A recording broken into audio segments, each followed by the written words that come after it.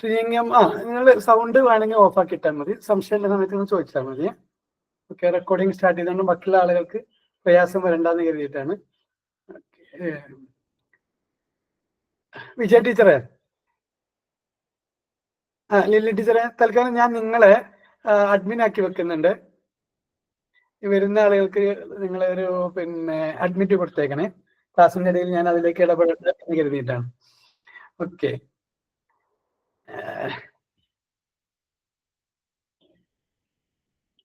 Okay. നമുക്ക് ഇന്ന് സംസാരിക്കാനുള്ളത് എന്താണ് കൗൺസിലിംഗ്, അല്ലെങ്കിൽ എന്താണ് NLP അടിസ്ഥാനപ്പെടുത്തിയുള്ള കൗൺസിലിംഗ് എന്ന ടോപ്പിക്കാണ്. അപ്പോ കൗൺസിലിംഗ് എന്താന്ന് ചോദിച്ചാൽ, നമ്മുടെ വീടിന്റെ മുന്നിൽ ഒരു കുറെ വേസ്റ്റുകൾ അടുക്കി വെച്ച ഒരു സ്ഥലമുണ്ടെന്ന് കരുതാം, ഒരു ഗ്യാരേജ്. നമ്മുടെ പഴയ കാലത്ത് ഉപയോഗിച്ച വാഹനങ്ങളെല്ലാം അവിടെ കിടക്കുന്നുണ്ട്, അല്ലെങ്കിൽ കുറെ എല്ലാ വേസ്റ്റുകളും അവിടെ നമ്മൾ ഡംപ് ചെയ്തിട്ടുണ്ട്. അങ്ങനെ ഒരു സ്ഥലം നമുക്കുണ്ടെന്ന് കരുതാം. അവിടെ നമുക്ക് കാറ് പാർക്ക് ചെയ്യണം, നമ്മുടെ കാറ് പാർക്ക് ചെയ്യണം. എന്താ മാർഗം?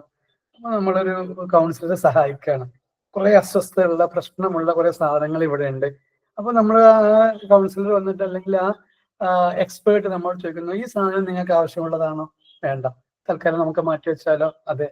ഇത് ആവശ്യമുള്ളതാണ്, ഓക്കെ, വേണതാണ്, എങ്കിൽ നമുക്കിത് ഇങ്ങോട്ട് മാറ്റി വെച്ചാലോ എന്ന രീതിയിൽ നമ്മുടെ ഗ്യാരേജിനെ അടുക്കി ഒതുക്കി വെക്കാൻ നിങ്ങളെ സഹായിക്കുന്ന ഒരാളാണ്, അത് സഹായിയാണ് നമ്മുടെ വാക്കിൽ പറഞ്ഞാൽ ഈ പറയപ്പെട്ട ഒരു കൗൺസിലർ. നമ്മളുടെ മനസ്സിൽ സർക്കിളായി കിടക്കുകയാണ്. എന്തൊക്കെയോ ചില പ്രശ്നങ്ങൾ നമ്മൾ പെട്ടിട്ടുണ്ടെങ്കിൽ ആ പ്രശ്നങ്ങൾ നമ്മളെ വേട്ടയാടിക്കൊണ്ടേ ഇരിക്കുന്നുള്ളതാണ്. അപ്പോ വേട്ടയാടുന്ന പ്രശ്നങ്ങളെ സോൾവ് ചെയ്യാൻ നമ്മൾ ഒരാളുടെ സഹായം തേടുന്നതിനെയാണ് നമ്മൾ കൗൺസിലിംഗ് എന്ന് പറയുന്നത്.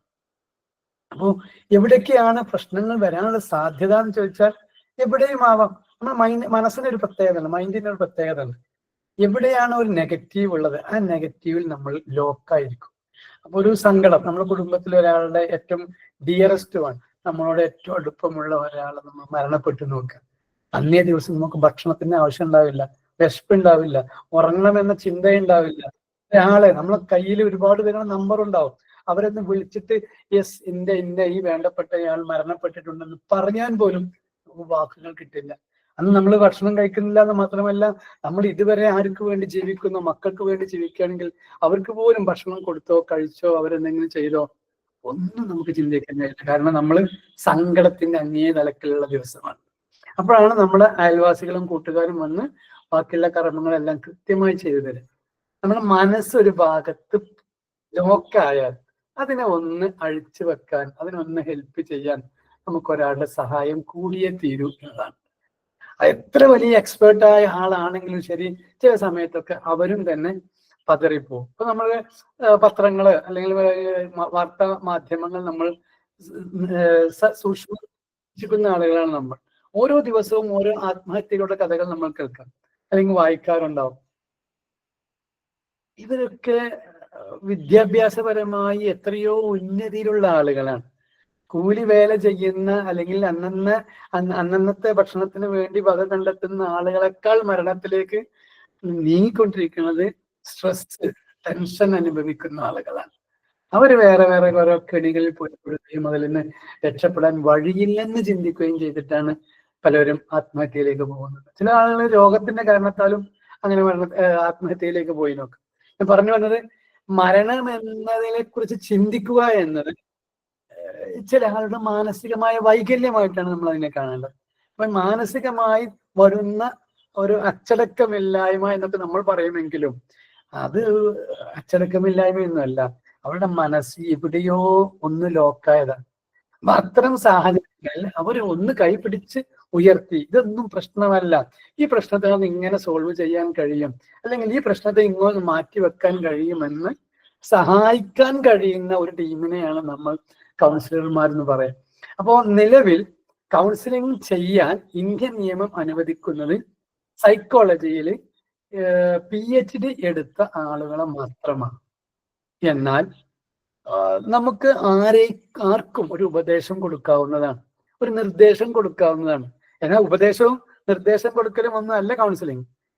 നമ്മൾ ഒരാളുടെ ഒരു പ്രശ്നത്തിന് പരിഹാരം നിർദ്ദേശിക്കുന്നുണ്ടെങ്കിൽ, അല്ലെങ്കിൽ അതിനെ ഇന്ന വഴിയിലൂടെ പോയാൽ അതിന് പരിഹാരം കാണാൻ കഴിയുമെന്ന് അദ്ദേഹത്തിന് ഒരു നിർദ്ദേശം അല്ലെങ്കിൽ ഒരു അഡ്വൈസ് നമുക്ക് കൊടുക്കാൻ കഴിഞ്ഞുവെങ്കിൽ അയാൾ അത് സ്വീകരിക്കുകയും ചെയ്തു. അയാളുടെ പ്രശ്നത്തിന് പരിഹാരം കാണാൻ നമ്മുടെ ഈ വാക്കുകൾ മതിയെങ്കിൽ നമുക്കെതിരെ ഒരു കേസോ പ്രശ്നമോ വരാൻ യാതൊരു സാധ്യതയില്ല. അപ്പോ കൗൺസിലിംഗ് ചെയ്യാൻ എല്ലാവിധ യോഗ്യതയുമുള്ള ആളെന്ന് പറഞ്ഞത് സബ്ജക്റ്റിൽ PhD എടുത്ത, സൈക്കോളജിയിൽ PhD എടുത്ത ആളുകളാണ്.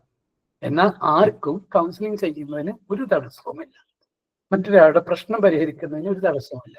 എന്നാൽ ഈ പറയപ്പെട്ട എല്ലാ സർട്ടിഫിക്കറ്റും ഉണ്ടായിരിക്കെ ക്ലയന്റ് നമുക്കെതിരെ കേസ് കൊടുത്തിട്ടുണ്ടെങ്കിൽ MBBS ഡോക്ടറെ പോലെ തന്നെ നമ്മളും കേസിലെ ഈ രോഗിയുടെ പ്രശ്നത്തിനെതിരെ അയാൾ നമുക്കെതിരെ കംപ്ലൈന്റ് കൊടുത്തിട്ടുണ്ടെങ്കിൽ നമ്മളും പ്രതിയായി മാറുക.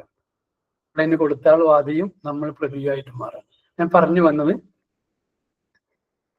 ഒരാളുടെ പ്രശ്നത്തിനെ സോൾവ് ചെയ്തു എന്നത് കൊണ്ട് നമുക്കെതിരെ ഒരു കേസ് വരാനുള്ള യാതൊരു സാധ്യതയുമില്ല. മാത്രമല്ല നമ്മൾ പല ആളുകളും, ഞാൻ നിങ്ങളൊന്നും പരിചയപ്പെടുന്നില്ല, പരിചയപ്പെടാതെ തന്നെ ഡയറക്റ്റ് ആയിട്ട് ക്ലാസ്സിലേക്ക് പോയതാണ്, എന്നെ പോലും പരിചയപ്പെടുത്താൻ തുടങ്ങിയതാണ്.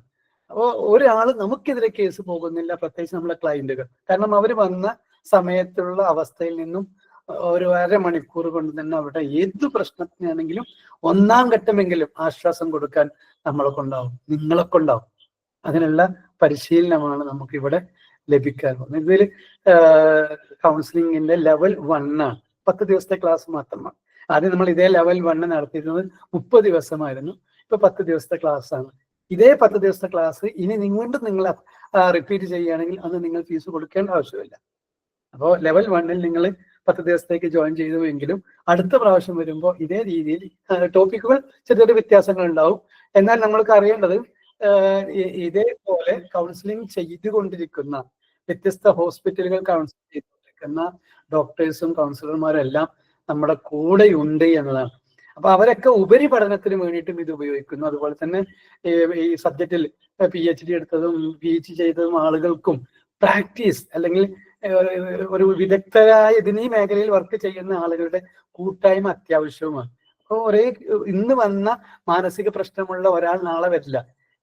ഈ ആളുടെ കേസും ആ ആളുടെ കേസും നമ്മൾ എൻറ്റയർലി ഡിഫറെന്റ് ആയിട്ട്, അതായത് ഇന്നലെ വന്ന ഒരേ കേസുള്ള ആള് ഇന്ന് നമ്മൾ പറയുന്ന ആളുടെ പ്രശ്നവും രണ്ടാമത് വരുന്ന ആളും തമ്മിൽ ഒരിക്കലും ഒരുപോലെ ആവാൻ യാതൊരു സാധ്യതയും ഇല്ല എന്നുള്ളതാണ്. അപ്പോൾ ഓരോ വ്യക്തികളും വ്യത്യസ്തരാണ് എന്നതുപോലെ തന്നെ ഓരോ ആളുടെ പ്രശ്നങ്ങളും വ്യത്യസ്തമാണ്. അതുകൊണ്ട് തന്നെ നമുക്ക് ഈ മേഖലയിൽ സഹായം ആവശ്യം വരും. നമ്മൾ പഠിച്ച പാഠപുസ്തകങ്ങൾ മാത്രം മതിയാവില്ല.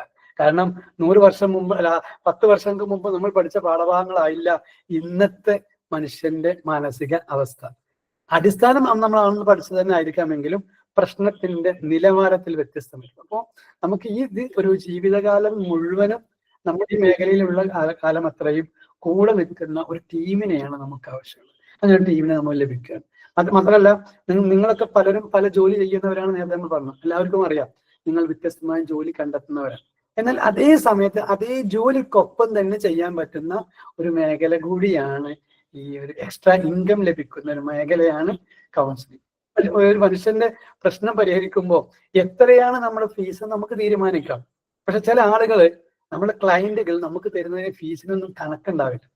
എത്രയാ തരികയെന്ന് അവർക്ക് തന്നെ അറിയാം. ഒരു ഉദാഹരണത്തിന്, എനിക്കുണ്ടായ എക്സ്പീരിയൻസ്. എൻ്റെ വീട്ടിൽ ഒരാൾ വന്നു, അയാൾ വരുന്നിട്ട് അയാളുടെ കേസ് പറയുന്ന അലർജിയാണ്, പൊടിയുടെ അലർജിയാണ്. ഒരു പൊടി എവിടെ ഇങ്ങനെ കാറ്റടിച്ചാൽ മതി, അല്ലെങ്കിൽ വൃത്തികെട്ട സ്ഥലത്തൂടെ ഞാൻ പാസ് ചെയ്താൽ മതി, പിന്നെ തുമ്മിക്കൊണ്ടേ ഇരിക്കുന്നതാണ് അദ്ദേഹത്തിന്റെ പ്രശ്നം.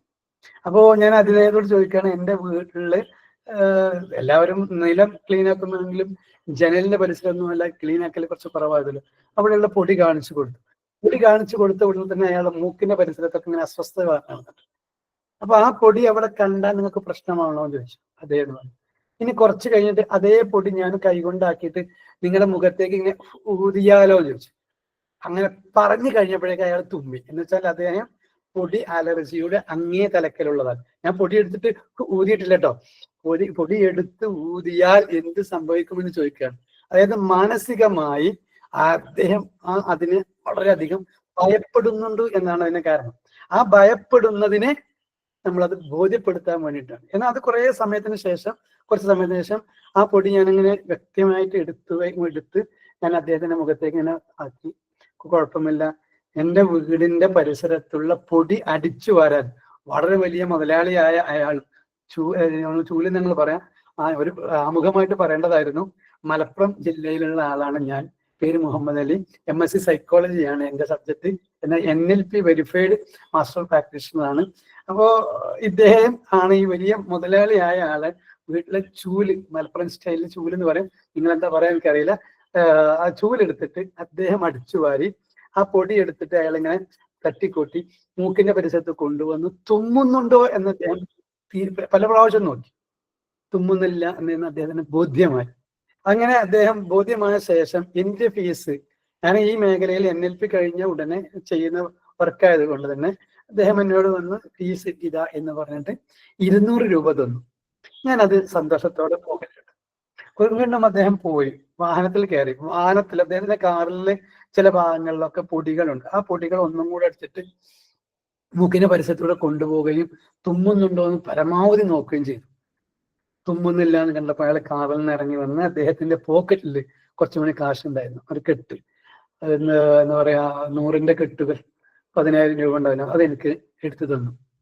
ഞാൻ പറഞ്ഞു, നിങ്ങൾ ആദ്യമേ സന്തോഷത്തോടെ തന്നതാണല്ലോ ആ 200, അത് മതി എനിക്ക് എന്ന് പറഞ്ഞു. അല്ല, നിങ്ങൾ കരുതിയതിനെ അപ്പുറത്തേക്ക് എത്രയോ വലിയ പ്രയാസമാണ് ഞാൻ കൊണ്ടു നടന്നതിന്. ആ ഒരു പ്രയാസത്തെ കുറഞ്ഞ സമയം കൊണ്ട് നിങ്ങൾ പരിഹരിച്ചതാണ് എന്ന് പറഞ്ഞിട്ട് ആ 200ന് പുറമെയാണ് ഈ 10,000 തന്നത്.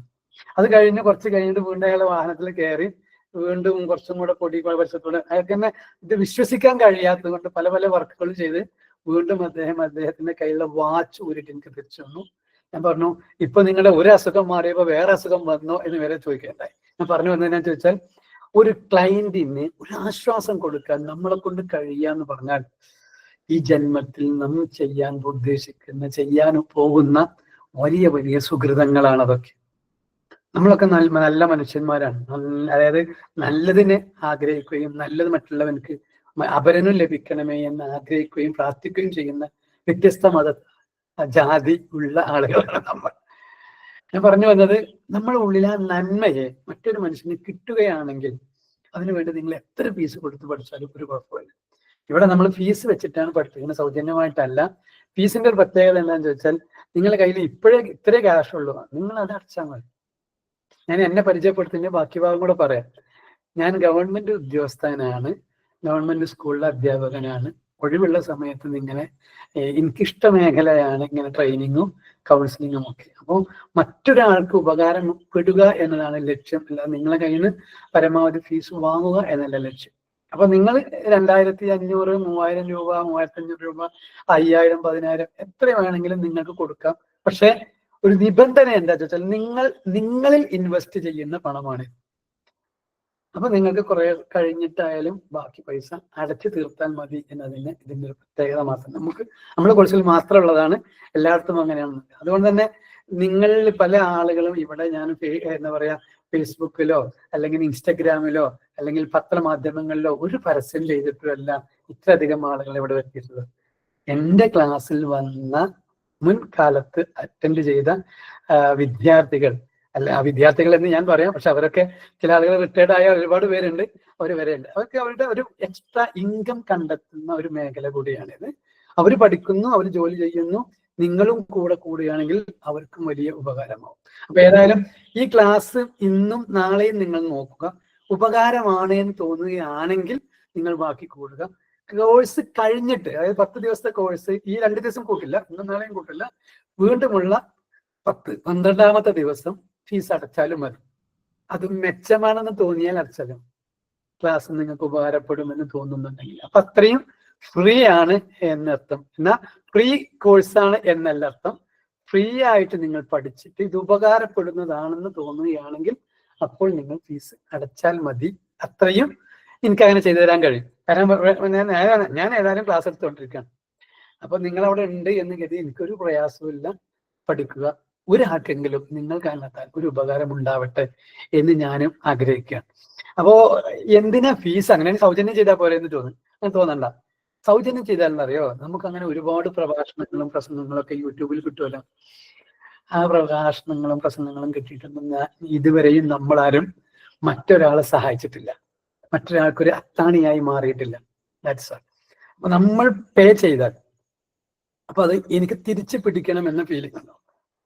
അപ്പോഴേ നമ്മൾ ഒരാൾക്കൊരു ആശ്വാസമേകാനുള്ള ഒരു കൗൺസിലറായിട്ട് മാറുക എന്ന ലക്ഷ്യം നമ്മുടെ മനസ്സിലുണ്ടാവും. അല്ലെങ്കിൽ അതിനു വേണ്ടി പണിയെടുക്കും. അപ്പൊ ആ പണിയെടുക്കുമ്പോൾ ഇപ്പൊ ഇന്നലെ വരെ ഉണ്ടായിരുന്ന ആളാവില്ല നാളെ നിങ്ങൾ. ഇങ്ങനെ നാളെയും ഇന്നും നാളെ തമ്മിലുള്ള വ്യത്യാസം എന്ന് വെച്ചാൽ, ഇന്ന് തരുന്നതിൽ ഏതോ ഒരു വാക്കെങ്കിലും നിങ്ങളുടെ മനസ്സിന്റെ ഉള്ളിൽ എന്താ നിങ്ങളുടെ സ്ക്രൂ തിരിക്കുന്നുണ്ടെങ്കിൽ, നിങ്ങളുടെ ഒരു മോട്ടിവേറ്റ് ചെയ്യപ്പെടുന്നുണ്ടെങ്കിൽ, മാറിയേ മതിയാകൂ എന്ന ചിന്ത വരുത്തുന്നുണ്ടെങ്കിൽ, അല്ലെങ്കിൽ എനിക്കും ഇങ്ങനെ ഒരു ഇൻകം ജനറേറ്റ് ചെയ്യാനോ അല്ലെങ്കിൽ മറ്റൊരു മനുഷ്യന് സഹായമാവാൻ എന്നെ കൊണ്ട് കഴിയുമെന്ന ഫീലിംഗ് ഒക്കെ വരുന്നുണ്ടെങ്കിൽ, നിങ്ങളുടെ ലൈഫിൽ ഒരു ചെറിയ ചേഞ്ച് വരുത്താൻ ഈ ക്ലാസ് ഉപകാരപ്പെടും എന്ന് സംശയമില്ല.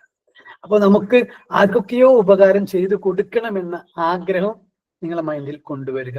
കാരണം ഈ നേരത്തെ പറഞ്ഞതുപോലെ ആത്മഹത്യക്ക് ഒരുങ്ങുന്ന ഒരാളുണ്ടെങ്കിൽ ചെറിയൊരു സപ്പോർട്ട് നമ്മൾ കൊടുത്താൽ മതി.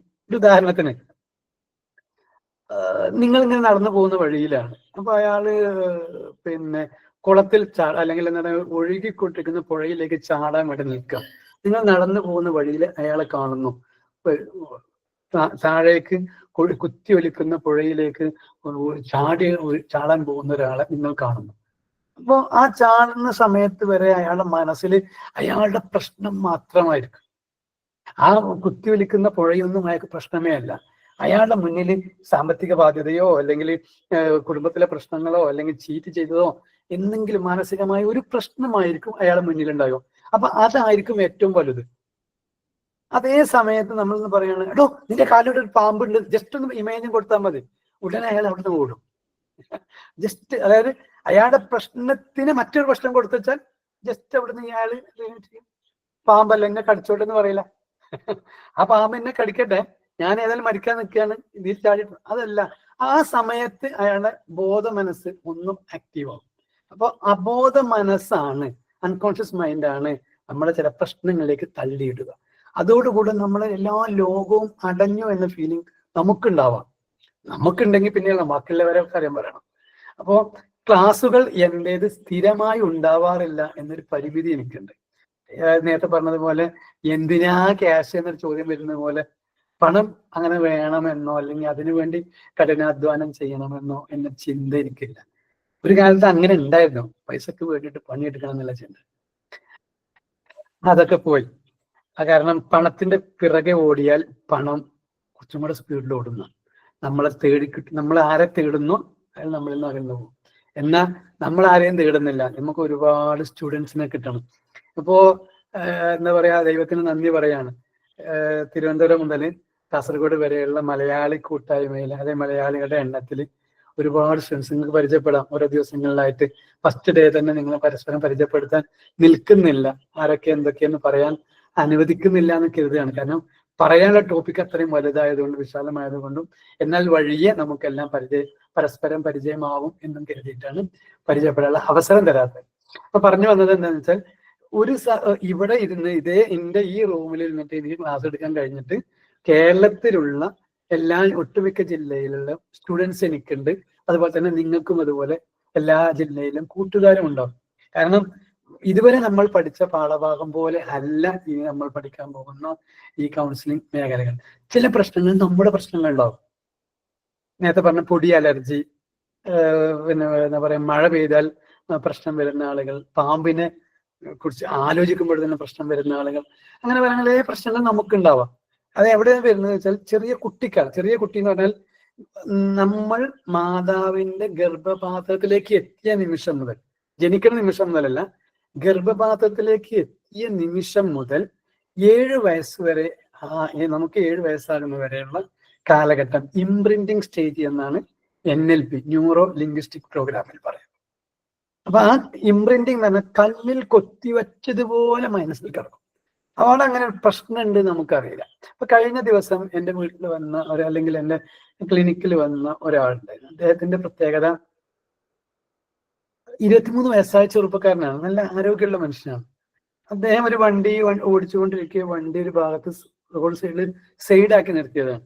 ആ വണ്ടിയിലേക്ക് മറ്റൊരു വണ്ടി വന്ന് തട്ടി, നിർത്തിയിട്ട വണ്ടിയിലേക്ക് വന്ന് തട്ടി. അപ്പോ ഇദ്ദേഹം ഓടിച്ച വണ്ടിയാണ് സൈഡാക്കി നിർത്തിയിട്ടുള്ളത്, റോഡ് സൈഡിൽ നിന്ന് ഒരുപാട് അകലെയാണ്. അവിടേക്കാണ് ബ്രേക്ക് പോയ മറ്റൊരാൾ വന്ന് തട്ടുന്നത്. ശരിക്ക് കരയേണ്ട ആൾ ആരാന്ന് ചോദിച്ചാൽ ആക്സിഡന്റ് പറ്റിയ ആളോ അല്ലെങ്കിൽ അയാൾക്ക് വല്ല മുറിവുണ്ടെങ്കിലോ അല്ലെങ്കിൽ അയാളൊക്കെ തെറ്റുപറ്റി സോറി എന്ന് പറഞ്ഞിട്ട് അയാളാണ് കരയേണ്ടത്. പക്ഷെ കരഞ്ഞു പോയത് ഈ പറയപ്പെട്ട 23-കാരനായ വണ്ടി റോഡ് സൈഡിൽ ഒഴിവാക്കിയിട്ട് പാർക്ക് ചെയ്ത് അയാളാണ് കരയേണ്ടത്. അപ്പൊ അദ്ദേഹം അങ്ങനെ കരയുമ്പോൾ ഒരു ആളത്വം ഇല്ല എന്ന രീതിയിലാണ് ഈ പറയപ്പെട്ട കൊണ്ടുവരുന്നത്. വളരെ വലിയ പേടിയാണ്, നിസ്സാരമായ കേസുകൾ പോലും ഇയാൾ കരയാണ്, ഇന്നിത്യാദി കാര്യങ്ങളാണ് പറഞ്ഞത്. അപ്പോ അതിന്റെ റൂട്ട് കോഴ്സ് കണ്ടെത്തുമ്പോൾ ഞാൻ ചോദിക്കുന്നത്, ഇയാൾ മരണത്തെ ഭയപ്പെടുന്നുണ്ടല്ലോ, മരണത്തെ മുഖാമുഖം കണ്ട ആളാണല്ലോ. അപ്പൊ എന്തൊക്കെ പറഞ്ഞപ്പോ അവരാണോ അങ്ങനെ സാധ്യത അല്ലല്ലോ, സമ്മതിക്കാൻ പറ്റില്ലല്ലോ, നിങ്ങളൊന്ന് ആലോചിച്ച് നോക്കി എന്ന് പറഞ്ഞിട്ട് ആലോചിക്കുകയാണ്. അതായത് അവരുടെ ആലോചനയിൽ ഈ 23 വയസ്സിന്റെ ഇടയിലുള്ള ഈ റോഡ് സൈഡിൽ വല്ല ആക്സിഡന്റ് ഉണ്ടായോ, അത് ഇന്നത്തെ ചോദ്യങ്ങളാണ്. നമ്മൾ ഈ പറഞ്ഞത് ഗർഭപാത്രത്തിലേക്ക്, അമ്മയുടെ ഉദരത്തിലേക്ക് നമ്മൾ എത്തിയ നിമിഷം മുതൽ ഈ 7 വയസ്സ് നമുക്കിലേക്ക് എത്തുന്നത് വരെയുള്ള കാലഘട്ടം ഇംപ്രിന്റിങ് സ്റ്റേജ് എന്ന് പറയുന്നത്. 3 വയസ്സിൽ ഈ പറയപ്പെട്ട വ്യക്തി 23-ലല്ല 3 വയസ്സ് ആകുന്ന സമയത്ത് വെള്ളത്തിൽ മുങ്ങി മരിച്ചു അല്ലെങ്കിൽ എടുക്കുന്ന സമയത്ത് ശ്വാസമൊന്നുമില്ല. ഹോസ്പിറ്റൽ 10 കിലോമീറ്റർ അപ്പുറത്താണ്. ആ ദൂരം പോയി അവിടെ എത്തി ഹോസ്പിറ്റലിൽ നിന്നാണ് വെള്ളമെല്ലാം പുറത്തെത്തിയത് എന്നാണ് പറയണത് ഇവര് പറഞ്ഞത്. ഏതായാലും ഞാൻ പറഞ്ഞു വന്നത്, ഹോസ്പിറ്റലിൽ നിന്നാണ് ഇദ്ദേഹം ശ്വാസം എടുത്ത് തിരിച്ചെത്തി എന്നുള്ളൊരു ധാരണയുണ്ട്. അപ്പൊ അത്രയും നേരം ഒരു കുഞ്ഞു മനസ്സിൽ ശ്വാസം ഇല്ലാതിരുന്നു എന്നത് എനിക്കറിയില്ല. ഏതായാലും ശ്വാസം എടുത്തത് ഇവർ കണ്ടിട്ടില്ല എന്ന് തന്നെയാണ് അവിടെ നമുക്ക് ബോധ്യമായത്. ആ കാരണത്താലാണ് അതിന് അവിടെ എന്താ ഉണ്ടാവുക, ഒരു പ്രശ്നം ഉണ്ടെങ്കിൽ കുട്ടിക്ക് ബോധമില്ല അല്ലെങ്കിൽ കുട്ടിക്ക് ശ്വാസമില്ല എന്ന് പറയുമ്പോൾ ബോധവും ശ്വാസത്തിനും വേണ്ടിയുള്ള പണിയെടുക്കും. പക്ഷെ അവിടെ മരവിച്ചു പോയ അല്ലെങ്കിൽ ഒരു സ്റ്റക്കായി പോയ ഒരു മൈൻഡ് അവിടെ ഉണ്ട്, മനസ്സുണ്ട്, അതാരും കാണുകയില്ല. അങ്ങനെയുള്ള ആളുകളിലാണ് ഇങ്ങനെ നിസ്സാരമായ പ്രശ്നങ്ങൾ പോലും പെട്ടെന്ന് എല്ലാ ശക്തിയും ക്ഷയിച്ചു പോയൊരു ഫീലിംഗ് അവർക്ക് ഉണ്ടാവും. അവിടെയാണ് നിങ്ങളുടെ ഒക്കെ റോള് വലുതായി കാണുന്നത്. ഒരു പ്രശ്നമുണ്ടെങ്കിൽ ചില ആളുകൾക്ക് അറിയാലോ, കുടുംബപരമായിട്ട് അല്ലെങ്കിൽ ഫാമിലി ലൈഫ് ഒരു ഹാപ്പി ആയിട്ട് കൊണ്ടുപോകാൻ കഴിയാത്ത കുറെ ആളുകളുണ്ടാവും. അപ്പൊ ഫാമിലി ലൈഫ് ഹാപ്പി ആയി കൊണ്ടുപോകാനുള്ള സ്കില്ല് എവിടുന്നാണ് ആർജിക്കേണ്ടത് എന്ന് ചോദിച്ചാൽ, കല്യാണം കഴിഞ്ഞിട്ടാണോ അല്ലെങ്കിൽ പ്രീമാരിറ്റൽ കൗൺസിലിംഗ് കിട്ടിയിട്ടാണോ? ഒന്നുമല്ല.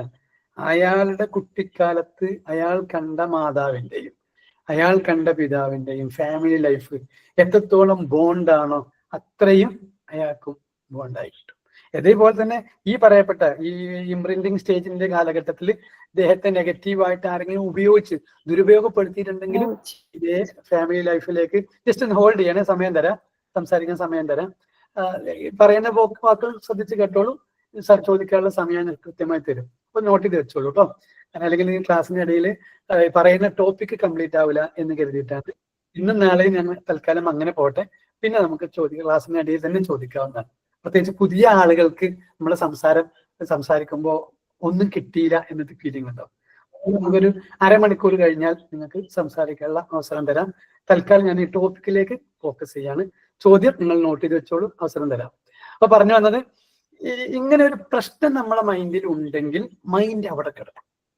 അതിനെ അവിടുന്ന് റിലാക്സ് ചെയ്ത് കൊണ്ടുവരണമെങ്കിലാണ് ഇങ്ങനെ നമുക്ക് ഒരാളുടെ സഹായം വേണ്ടി വരിക.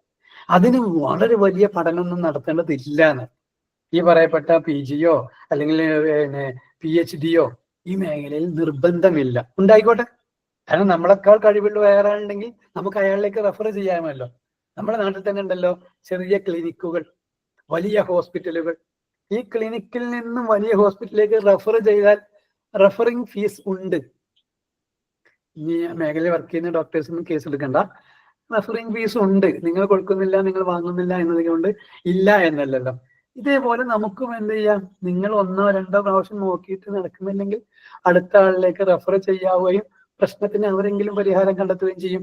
എന്നാലും ഒരു സിറ്റിംഗെങ്കിലും നിങ്ങൾ കൊടുത്ത് അദ്ദേഹത്തിന് ചെറിയൊരു ആശ്വാസമെങ്കിലും കൊടുക്കാൻ നിങ്ങൾ പരിശീലിക്കുക എന്നതാണ് ഈ ക്ലാസ് കൊണ്ട് നമ്മൾ ഉദ്ദേശിക്കുന്നത്. അപ്പോൾ നേരത്തെ പറഞ്ഞ ഗ്യാരേജിൽ ഒരു സർക്കിളിൽ നമ്മൾ പെട്ടിട്ടുണ്ട്. ചില മാനസികമായ ചില പ്രശ്നങ്ങൾ ഉണ്ടെങ്കിൽ ആ പ്രശ്നം മാത്രമായിരിക്കും നമ്മളെ മൈൻഡിൽ ഉണ്ടാവുക. പ്രത്യേകിച്ച് ഫ്രണ്ടൽ ലോബിന് അതാണ്, ഈ മുൻഭാഗത്തുള്ള നെറ്റിത്തടത്തിലുള്ള ഈ ഭാഗത്തിന്, തലച്ചോറിന്റെ ഈ ഭാഗത്തിന് ഒരു പ്രശ്നം ഉണ്ടെങ്കിൽ അത് മാത്രമേ ചിന്ത ഉണ്ടാവും. അപ്പൊ അത് വേറെ ഇന്നലെ കഴിഞ്ഞതാണ്, കഴിഞ്ഞ ആഴ്ച കഴിഞ്ഞതാണെന്ന് പറഞ്ഞൊന്നും കാര്യം ഉണ്ടാവില്ല. മൈൻഡ് അവിടെ നിൽക്കും. അപ്പോൾ ഒരു ഭയം നമ്മുടെ ഉള്ളിലുണ്ടെങ്കിൽ പിന്നെ അതുമായി ബന്ധപ്പെട്ട എല്ലാ ഭയങ്ങളും വന്നുകൊണ്ടേയിരിക്കും. ഒരു ഉദാഹരണത്തിന് 2ാം ക്ലാസ്സിൽ പഠിക്കുമ്പോൾ അല്ലെങ്കിൽ LKG പഠിക്കുന്ന സമയത്ത് സ്റ്റേജിലേക്ക് കയറി നിൽക്കുമ്പോൾ ടീച്ചറോ അല്ലെങ്കിൽ കൂട്ടുകാരോ കണ്ണ് കാട്ടി പേടിപ്പിച്ചു. അത് ആ കുട്ടിക്ക് പേടിയായി മാറിയെങ്കിൽ ഇനി അയാൾ വലുതായി 50 വയസ്സായി 60 വയസ്സായി ഒരു വേദിയിലേക്ക് ക്ഷണിക്കാൻ നിന്നാൽ പോലും അയാളുടെ കൈ വറക്കും, അല്ലെങ്കിൽ കാലുകൾ വറക്കും, കാൽമുട്ടുകൾ കൂട്ടിയിടിക്കും. കാരണം എന്താ? സ്റ്റേജ് എന്നതിനെ ഭയപ്പെട്ടു. എന്നാ ഭയപ്പെട്ടത്? നേരത്തെ പറഞ്ഞ LKGയിലോ അല്ലെങ്കിൽ 4ാം ക്ലാസ്സിലോ 3ാം ക്ലാസ്സിലോ ഒക്കെ ആയിരിക്കും. പറഞ്ഞു വന്നത്, അവിടെ ഒരു പ്രശ്നമുണ്ടെങ്കിൽ അത് ആ പ്രശ്നം ജീവിതകാലം മുഴുവൻ നമ്മളെ പിന്തുടർന്നു കൊണ്ടിരിക്കും. ആ പ്രശ്നത്തിനെ മറച്ചു വെക്കാൻ നമ്മൾ എന്തെല്ലാം പണിയെടുത്താലും നടക്കില്ല. അപ്പൊ അതിനെന്താ ചെയ്യാ? ആ പ്രശ്നത്തിനെ സോൾവ് ചെയ്യാൻ നമ്മൾ സഹായിച്ചാൽ മതി. ചില ആളുകൾക്ക് OCD, ഒബ്സസീവ് കമ്പൾസറി ഡിസോർഡർ എന്ന് പറയും. ഒരാൾക്കൊരു ഒബ്സഷൻ ഉണ്ട്, ഒരു സാധനം പ്രശ്നം, ഒരു ചിന്തയുണ്ട്. ആ ചിന്ത മാറ്റിവെക്കാൻ ഒരു പണിയെടുക്കും. ആ പണി വീണ്ടും ചെയ്തുകൊണ്ടിരിക്കും. എന്താ ചിന്ത മാറോ? ഇല്ല. പണിയോ അത് ചെയ്തുകൊണ്ടേയിരിക്കും. ഉദാഹരണം, കൈ കഴുകുകയാണെങ്കിൽ കൈ കഴുകിക്കൊണ്ടേയിരിക്കും. കാരണം അയാളുടെ ചിന്ത മാറിയിട്ടുണ്ടാവില്ല. അപ്പൊ ചെയ്യണ പണി ചെയ്തുകൊണ്ടേയിരിക്കും. കാണുന്ന ആളുകൾക്ക് അറിയാം ഇദ്ദേഹത്തിന് പട്ട് കേസാണ്. ഒരു ടാങ്ക് മുഴുവനും കൈ കഴുകിയാലും ക്ലീൻ ആവില്ല. അപ്പൊ മാക്ബത്ത് എന്ന ഷേക്സ്പിയറിന്റെ മാക്ബത്ത് എന്ന നോവൽ വായിക്കുമ്പോൾ നിങ്ങൾക്ക് അത് കാണാൻ കഴിയും. ചില ആളുകൾ അങ്ങനെ ഉണ്ടാവും. അപ്പോൾ ചെയ്തുകൊണ്ടിരിക്കുന്ന പണികൾ ചെയ്തുകൊണ്ടേ ഇരിക്കുക എന്നല്ലാതെ അവരുടെ ചിന്ത മാറുന്നില്ല. അപ്പൊ നമ്മൾ ചെയ്യുന്ന പണിയിലല്ല ഇടപെടുന്നത്, അയാളുടെ ചിന്തയിലാണ് ഇടപെടുന്നത്. അയാൾ അതോടുകൂടെ പല ആളുകളിലും ചില പ്രശ്നങ്ങൾ രൂക്ഷമാണെങ്കിൽ ആ രൂക്ഷത കുറക്കാനെങ്കിലും, അല്ലെങ്കിൽ ഈ പറയപ്പെട്ട പണികൾ അമിതമായി ചെയ്യുന്നതിന്റെ അളവ് കുറക്കാനും നിങ്ങൾക്ക് കഴിയും. അപ്പോൾ അതിനെന്തെല്ലാം ചെയ്യണമെന്ന് വെച്ചാൽ, കൗൺസിലിങ്ങിൽ ഈ പറയപ്പെട്ട വിദഗ്ധനായ ഒരാളും ക്ലയന്റായി വന്ന ഒരാളും തമ്മിലുള്ള കമ്മ്യൂണിക്കേഷനാണ് നടക്കുന്നത്. കോപ്പറേറ്റീവ് കമ്മ്യൂണിക്കേഷനാണ്. കോപ്പറേറ്റീവ് എന്ന വാക്ക് വളരെ പ്രധാനമാണ്. സഹകരണത്തോടെ സംസാരിക്കുമ്പോൾ അവർക്കത് കൃത്യമായി മനസ്സിലാവും. അവർ നമുക്കെതിരെ കേസ് ചെയ്ത് പോകേണ്ട ഒരു സാധ്യതയില്ല. അവർ നമ്മളും ബോണ്ടാകുന്നതിന്, പ്രത്യേകിച്ച് NLP ഉപയോഗപ്പെടുത്തുമ്പോൾ നമ്മൾ സംസാരിക്കുന്നതിനേക്കാൾ അപ്പുറത്തേക്ക് നമ്മൾ ചില പണികൾ എടുക്കും. ആ പണി, അതായത് റാപ്പ് ഒരു ഉദാഹരണം, ഞാനും ഈ പറയപ്പെട്ട ക്ലയന്റും തമ്മിൽ അമിതമായ ബന്ധമുണ്ടാക്കി വെക്കും. എന്തെല്ലാം പണിയെടുത്താലും എന്തെല്ലാം സംസാരിച്ചാലും ശരി, ബോണ്ടാക്കിയിട്ട് നമ്മൾ മാറ്റും. അയാളും നമ്മളും തമ്മിൽ വല്ലാത്തൊരു ഇഷ്ടത്തിലേക്ക്, ഇന്റെ ഈ പ്രശ്നം പരിഹരിക്കാൻ ഞാൻ എന്തുകൊണ്ട് ഇത്ര കാലം വൈകി എന്ന് വരെ ഈ പറയപ്പെട്ട ക്ലയന്റുകൾ നമ്മളോട് ചോദിക്കും. അപ്പൊ എന്നോട് ചോദിച്ചിട്ടുണ്ട്, എന്റെ നാട്ടിൽ തന്നെ ഉള്ള ആളുകൾ പറയണ്ടേ, നിങ്ങൾക്ക് ഇത് അറിയുമെന്ന് ഞങ്ങൾക്കറിയില്ലായിരുന്നു എന്ന് പറഞ്ഞു. ഞാൻ 2012 തുടങ്ങിയതാണ് കൗൺസിലിംഗ് മേഖല. അപ്പോൾ 2008 ഉണ്ടെങ്കിലും അങ്ങനെ ചെറിയ ചെറിയ കേസുകളിലൊക്കെ കൈകാര്യം ചെയ്ത് ഒരു കോൺഫിഡൻസിലേക്ക് എത്തുന്നത് 2012. അപ്പൊ ആ 2012 മുതൽ എന്നെ അറിയുന്ന, അല്ലെങ്കിൽ ഇങ്ങനെ ചെയ്യുന്നുണ്ടെന്ന് അറിയുന്ന ആളുകൾ നമ്മുടെ അടുത്തേക്ക് ചിലപ്പോൾ എത്തുന്നത് കഴിഞ്ഞ വർഷം അല്ലെങ്കിൽ കഴിഞ്ഞ മാസമൊക്കെ. അവർ പറയുന്ന വാക്കാണ്, ഇങ്ങനെ ഒരു വലിയ പ്രശ്നത്തിന് സോൾവ് ചെയ്യാൻ ഇത്ര നിസ്സാരമായി നിങ്ങൾക്ക് കഴിയുന്ന എനിക്ക് അറിയില്ലായിരുന്നു. അപ്പോ പറഞ്ഞു വന്നത്, എന്നെ പൊക്കി പറയാനേ, അത് ഞാൻ തന്നെ ചെയ്യണല്ലോ. അപ്പോ എന്റെ എക്സ്പീരിയൻസ് ആണ് ഇവിടെ കാര്യമായിട്ട് പറയുന്നുണ്ടാവുക. അതായത് 100% ഉറപ്പുണ്ടെന്ന് 100% തോന്നുന്ന കാര്യം മാത്രമേ ഞാൻ സംസാരിക്കുള്ളൂ. അപ്പൊ അതുകൊണ്ട് തന്നെ മറ്റൊരാളുടെ കേസ് പറയാതെ, എൻ്റെ അടുത്ത് വന്ന കൗൺസിലിംഗ് കേസുകളുടെ വ്യക്തികളുടെ പേര് പറയാതെ ഇൻസിഡന്റ് വെച്ചിട്ട് നമ്മളോട് സംസാരിക്കും. അതാണ് ഉണ്ടാവുക. ചില ആളുകൾക്ക് സെയിം കേസുകൾ വീണ്ടും റിപ്പീറ്റ് ചെയ്താൽ തോന്നുകയാണെങ്കിൽ സഹിച്ചാൽ മതി, അത് തന്നെ എനിക്ക് പറയാൻ ഉണ്ടാവുള്ളൂ. അതായത് എക്സ്പീരിയൻസ്, അനുഭവങ്ങൾ പറയുമ്പോൾ എൻ്റെ അനുഭവം മാത്രമേ പറയൂ. എൻ്റെ ചങ്ങാതിമാരായ ആളുകളോ എൻ്റെ സ്റ്റുഡൻസ് കൈകാര്യം ചെയ്ത കേസുകളോ ഞാൻ പറയില്ല. ഞാൻ മാത്രം കൈകാര്യം ചെയ്ത കേസുകളും അതിൻ്റെ വിജയങ്ങൾ ഉണ്ടാവും, പരാജയങ്ങൾ ഉണ്ടാവും. അത് രണ്ടും തന്നെയാണ് കാര്യമായിട്ട് സംസാരിക്കുന്നുണ്ടാവും. അപ്പോൾ ഇവിടെ നമ്മൾ ഒരു കൊടുക്കൽ വാങ്ങലാണ്. ഞാൻ എല്ലാം അറിയുന്ന ആളും നിങ്ങൾ പഠിക്കുന്ന ആളുകളും അങ്ങനെയൊന്നുമില്ല. എനിക്കും കുറെ കാര്യങ്ങൾ അറിയേണ്ടതുണ്ട്. അപ്പൊ നിങ്ങളോട് ഞാൻ ചോദിക്കും, നമ്മൾ അങ്ങനെ കൊടുക്കുകയും അറിവിനെ കൊടുക്കുക വാങ്ങുക, ആ രീതിയിലാണ് പോകുന്നുണ്ടാവുക. കൗൺസിലിങ്ങിൽ നേരത്തെ പറഞ്ഞ ക്ലയന്റും ഈ പറയപ്പെട്ട കൗൺസിലറും തമ്മിലുള്ള നല്ല ഒരു കോപ്പറേഷനോട് കൂടി സംസാരിക്കുന്നു. അപ്പൊ അയാളുടെ പ്രശ്നത്തിന് തിരിച്ചറിയുന്നു. പ്രശ്നം ചോദിച്ചിട്ട് എന്താ നിങ്ങളെ പ്രശ്നം എന്ന് ചോദിക്കുന്ന ഡോക്ടേഴ്സിന്റെ, MBBS ഡോക്ടേഴ്സിന്റെ സിസ്റ്റം അല്ല നമ്മുടേത്. എന്താ നിങ്ങളെ പ്രശ്നം? തലവേദനക്ക് മരുന്ന്. നിങ്ങൾക്ക് പനിയോ? പനിയാണ് അല്ലേ? പനിക്ക് നിങ്ങൾ ജസ്റ്റ് ഒന്ന് ടെസ്റ്റ് ചെയ്ത് അപ്പൊ ആ പനിക്കുള്ള ഈ 2 ഗുളികകൾ കഴിക്കുക എന്ന് നിർദ്ദേശിക്കുന്ന സിസ്റ്റമല്ല നമ്മുടേത്. അപ്പൊ പിന്നെന്താ ഇതിന് പറയുന്നത് പരിഹാരം? യെസ്, നിങ്ങളുടെ പ്രശ്നം എന്താണെന്ന് അയാൾ പറയുന്നത് അല്ല നമ്മുടെ പ്രശ്നം. പുതിയ ആളുകൾക്ക് അത് ഉൾക്കൊള്ളാൻ ബുദ്ധിമുട്ടുണ്ടാവും. അതിനൊരു തമാശ രീതിയിൽ മറ്റൊരു ഇത് പറയാം. ഒരാളുടെ കാലിൽ മുള്ളു കൊണ്ടു, നല്ലൊരു മുള്ളു കൊണ്ടു. അപ്പോൾ അദ്ദേഹം നേരെ ഒരു സിസ്റ്റർ എടുത്തിട്ട് പോയി, സിസ്റ്റർ ഇവിടെ രക്തം വന്നുകൊണ്ടിരിക്കുന്നുണ്ട്, നിങ്ങൾ അതൊന്ന് കെട്ടിത്തരാമോ എന്ന് ചോദിച്ചു. സിസ്റ്റർ ആ രക്തം വരുന്നതിന് നിൽക്കാനുള്ള മരുന്ന് വെച്ചിട്ട് തൽക്കാലം കെട്ടിക്കൊടുത്തു. അപ്പൊ മുള്ള് എടുത്തു മാറ്റാതെ അവിടെ ബാൻഡേജ് ഇട്ട് കഴിഞ്ഞാൽ ഒരു ദിവസം ഒക്കെ ഓക്കെ, രണ്ടാമത്തെ ദിവസം എന്ത് പറയും? കാല് നിലത്ത് കുത്താനേ വയ്യ, തൊടാനേ വയ്യ, നീര് വന്നിട്ടുണ്ട്, കാലൊക്കെ വീങ്ങിയിട്ടുണ്ട് എന്ന് പറയും. ഇനി നമ്മൾ ആസ് എ കൗൺസിലർ നമ്മുടെ അടുത്ത് വന്നിട്ട് പറയുമ്പോൾ അയാൾ ഇതേ കേസാ പറയണ്ടാവും. കാല് നിലത്ത് കുത്താൻ വയ്യ, വലിയ പ്രശ്നമാണ്, നീരാണ്, ആനയാണ്, ചേനയാണ്, ഈ വിഷയങ്ങളാണ് അവർ പറയുന്നത്. അപ്പൊ നമ്മൾ എന്ത് ചെയ്യും? അവർ പറയുന്ന വാക്കുകൾ കേൾക്കാതെ തന്നെ, അത് കേട്ടുകൊണ്ട് തന്നെ നമ്മൾ ആ കെട്ടഴിച്ച് ആ മുറിയുള്ള ഭാഗമൊക്കെ ഒന്ന് തടവി കൊടുക്കുമ്പോൾ അവിടെ ഒരു കറുത്ത പാട് കാണുന്നുണ്ടാവും. നമ്മളത് ചെറിയ സൂചിയോ അല്ലെങ്കിൽ എന്തെങ്കിലും എടുത്തിട്ട് അതിനെ തോണ്ടിയെടുത്ത് ആ ഭാഗം ഒന്ന് വൃത്തിയാക്കിയിട്ട് അങ്ങോട്ട് പോകാൻ പറയും. കെട്ടുമില്ല, മരുന്നുമില്ല, അയാളുടെ പ്രശ്നമായിരുന്ന ആ മുള്ളിനെ മാറ്റി. ആകെ അവിടെ കെട്ടിക്കിടന്നതിന് രക്തമോ ചലമോ ഒക്കെ ഉണ്ടെങ്കിൽ അത് നമ്മൾ വേണമെങ്കിൽ ഒന്ന് പ്രസ് ചെയ്ത് ഒഴിവാക്കി. ഇത് ഓപ്പറേഷൻ ചെയ്യുന്ന കാര്യമല്ല ഞാൻ പറഞ്ഞത്. ഇതുപോലെയാണ് നമ്മൾ ഒരു പ്രശ്നമായിട്ട് വന്നാൽ അവർ പറയുന്നത് എഫക്റ്റ് എന്നാ പറയും. അവർ അനുഭവിക്കുന്ന ദുരിതങ്ങളാണ് നമ്മളോട് പറയാം. ആ ദുരിതങ്ങൾക്കൊരു റൂട്ട് കോഴ്സ് ഉണ്ട്, ആണ് NLP പറയുന്നത്. ന്യൂറോ ലിംഗ്വിസ്റ്റിക് പ്രോഗ്രാമിൽ പറയുന്ന വാക്ക് ഇങ്ങനെയാണ്: എഫക്റ്റ് അല്ല നമ്മുടെ പ്രശ്നം, അടിസ്ഥാന കാരണം ഉണ്ടാവും. ആ അടിസ്ഥാന കാരണത്തെ കണ്ടെത്തിയാൽ ഇയാൾ ആക്റ്റീവ് ആവും. നേരത്തെ പറഞ്ഞ 23കാരനും അയാളുടെ വാഹനം തട്ടിയപ്പോൾ കരഞ്ഞു എന്ന് പറഞ്ഞു. ആ കരഞ്ഞ ഒരാളുടെ പ്രശ്നം ശരിക്ക് വെള്ളത്തിൽ മുങ്ങി മരിച്ച അല്ലെങ്കിൽ മുങ്ങിപ്പോയ സാഹചര്യമാണ്. അപ്പൊ അവിടെ നിന്നാണ് നമ്മൾ ധൈര്യം കൊടുത്ത് കൊണ്ടുവരുന്നത്. പാരന്റൽ റീഇംപ്രിന്റിംഗ് എന്ന് പറയും. അപ്പോ അയാൾക്ക് ധൈര്യം എന്നൊരു വിഷയം കുറവുണ്ട്, ആ പ്രശ്നത്തിന് നമ്മൾ ഇൻസ്റ്റാൾ ചെയ്ത് കൊടുക്കും. അപ്പൊ അയാൾക്ക് നല്ല ശക്തിയിൽ നിന്ന് ധൈര്യമുള്ള ഒരാളായിട്ട് മാറും. ഞാൻ പറഞ്ഞു വന്നത്, നമ്മുടെ ഉള്ളിൽ ഒരാളെയെങ്കിലും സഹായിക്കണമെന്ന ചിന്തയുണ്ടെങ്കിൽ നിങ്ങൾ റെഡിയായി നിന്നോളൂ. സഹായിക്കാനുള്ള ക്ലയന്റുകൾ നിങ്ങളെ സമീപിക്കും. ഇതുവരെ നമ്മൾ സംസാരിച്ചിരുന്നത് നമ്മളെ പ്രശ്നങ്ങളായിരുന്നെങ്കിൽ ഇനി അവർക്ക് ആശ്വാസമാകുന്ന ആളായി മാറാൻ നമ്മളെ കൊണ്ട് കഴിയും. അപ്പൊ അത് ഇതുവരെ നമ്മളൊക്കെ ഒരു ബിസിനസ് ചെയ്യുന്ന ആളാണെങ്കിൽ ബിസിനസ്സുകാർ പണം മുടക്കാറുള്ളത് മറ്റുള്ളവരുടെ ബിൽഡിങ്ങിലോ മറ്റുള്ളവരുടെ ആസ്തിയിലോ സ്വത്തിലോ ഒക്കെ ആയിരിക്കും. ഉദാഹരണത്തിന് ഞാനൊരു ഷോപ്പ് തുടങ്ങാൻ വേണ്ടി പോകുന്നു, അങ്ങനെ ആഗ്രഹിക്കുന്നു. അപ്പൊ ഞാൻ എന്താ ചെയ്യുക?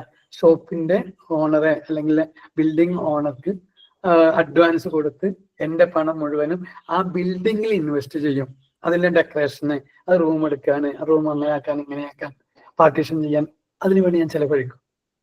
അപ്പൊ മറ്റൊരാളുടെ സ്വത്തിലാണ് ബിസിനസ്സുകാർ ഇൻവെസ്റ്റ് ചെയ്യുക എങ്കിൽ ഞാൻ പറയുന്നത് നിങ്ങളോട് നിങ്ങളുടെ സ്കില്ലിൽ, കഴിവിൽ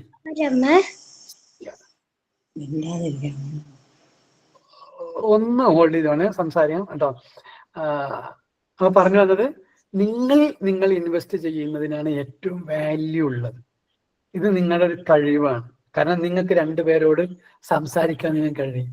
അവരുടെ പ്രശ്നത്തിന് നിങ്ങൾ സോൾവ് ചെയ്തിട്ടുണ്ട് ഇതിനു മുമ്പൊക്കെ. അത് അറിഞ്ഞുകൊണ്ടൊന്നല്ല, സ്കില്ല് അറിഞ്ഞുകൊണ്ടൊന്നല്ല, സ്കില്ല് അറിയാതെ തന്നെ നിങ്ങൾ മറ്റുള്ളവരുടെ പ്രശ്നങ്ങൾ പരിഹരിച്ചിട്ടുണ്ടായിരുന്നു. അപ്പൊ നിങ്ങൾക്ക് എന്ത് ചെയ്യാൻ കഴിയും? നിങ്ങളെ സമീപിക്കുന്ന ആളുകളുടെ പ്രശ്നത്തിന് സോൾവ് ചെയ്യാം.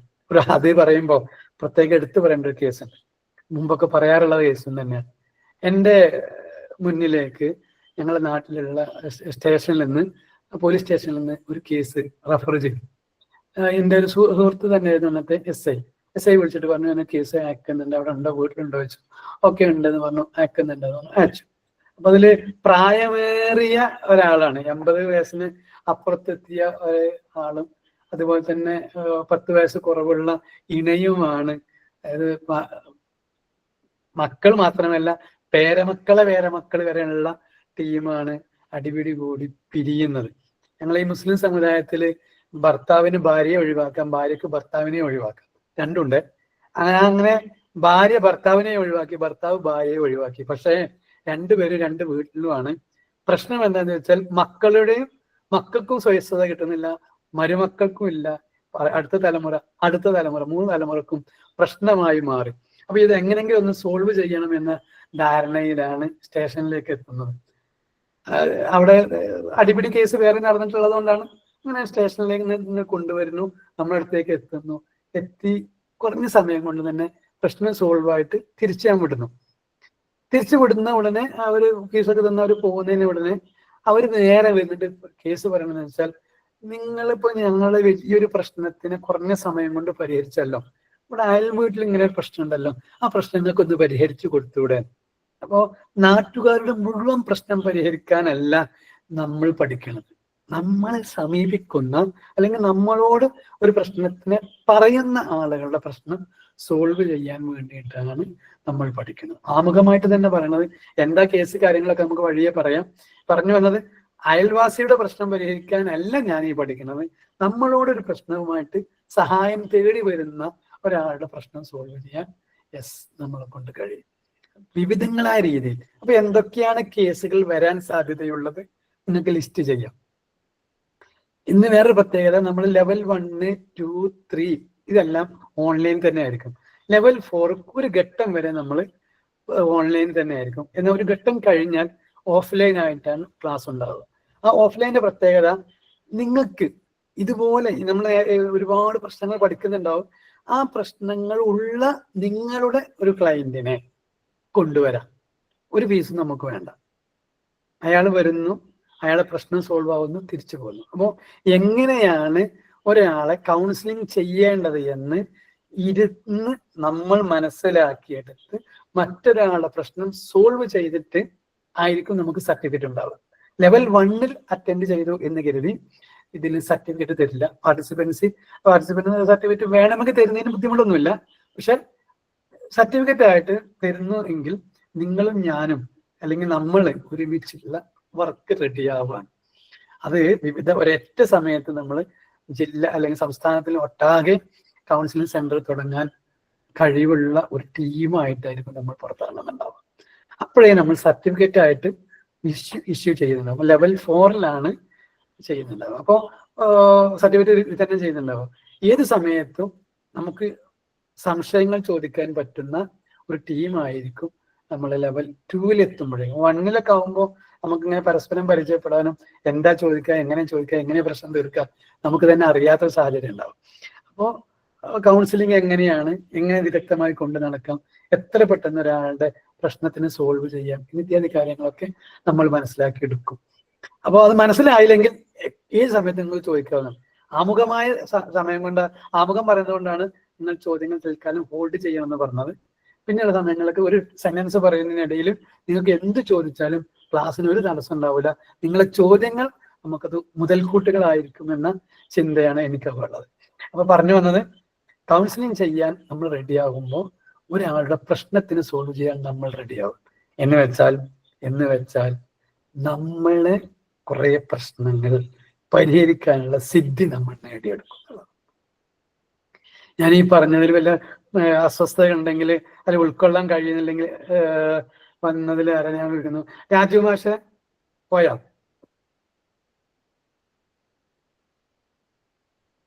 ഇതിലുണ്ടോ? നമസ്കാരം. നമസ്കാരം. ഒന്ന് പറഞ്ഞേ, നിങ്ങളുടെ എക്സ്പീരിയൻസ് വെച്ചൊന്ന് പറഞ്ഞേ. What you feel?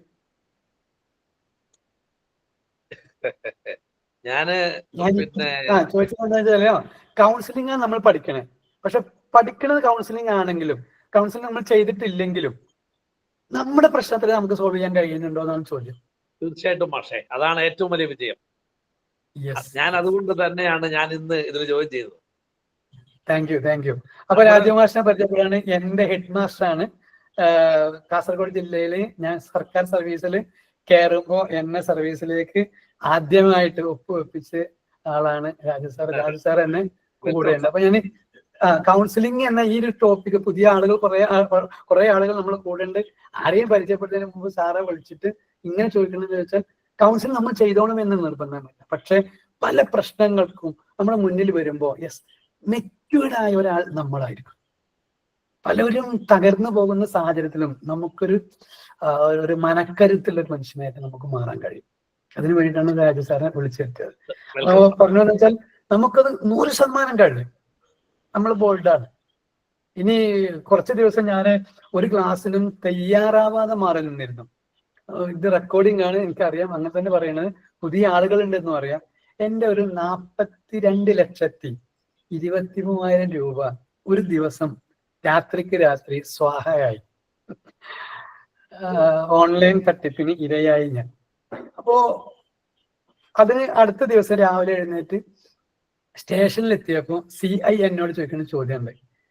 42,23,000 എന്ന് വെച്ചാൽ 43 ലക്ഷത്തോളം രൂപ പോയിട്ടും മാഷെ നിങ്ങൾ എന്താ ഇത്ര ബോൾഡായിട്ട് നിൽക്കുന്നു എന്ന് ചോദിച്ചു. എന്നിട്ട് അടുത്ത ദിവസം മുതൽ CI SI CI രണ്ടുപേരും മാറി മാറിയിട്ട് മെസ്സേജ് അയക്കും, മാഷെ നിങ്ങൾ ജീവനോടെ ഉണ്ടല്ലോ അല്ലേ.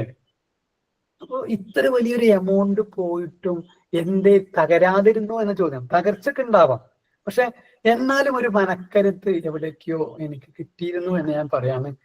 ചിലപ്പോഴൊക്കെ ഒരു പക്ഷെ ഇങ്ങനെ ഇത്ര വലിയ പരിശ്രമങ്ങൾ ആർക്കും വരാതിരിക്കട്ടെ, ഇങ്ങനത്തെ ഒരു ഫീലിംഗ് വരുന്ന സമയത്തും ഇത്തിരി ബോൾഡ് ആവാൻ, അല്ലെങ്കിൽ അതൊക്കെ ഓവർകം ചെയ്യാം, വിശാൽ ഓവർകം വണ്ടേ എന്ന് നമ്മൾ പാട്ടൊക്കെ പാടിയിട്ടുണ്ടെങ്കിലും ഓവർകം ചെയ്യാമെന്നൊരു ശുഭാപ്തി വിശ്വാസം, ഒപ്റ്റിമിസം നമ്മുടെ ഉള്ളിൽ വരാൻ ഈ ട്രെയിനിങ് എനിക്ക് ഉപകാരപ്പെട്ടിട്ടുണ്ട്. അപ്പൊ ഞാൻ പറഞ്ഞു വന്നത്, ഇപ്പൊ രാജു സാർ തന്നെ പറയണ്ടായിരുന്നു, ഞാൻ എങ്ങനെ ഒരു പ്രശ്നത്തിനെ ഇത്ര സിമ്പിൾ ആയിട്ട് സോൾവ് ചെയ്തു എന്നൊക്കെ എന്നോട് എക്സ്പീരിയൻസ് ഷെയർ ചെയ്തിട്ടുണ്ടായിരുന്നു.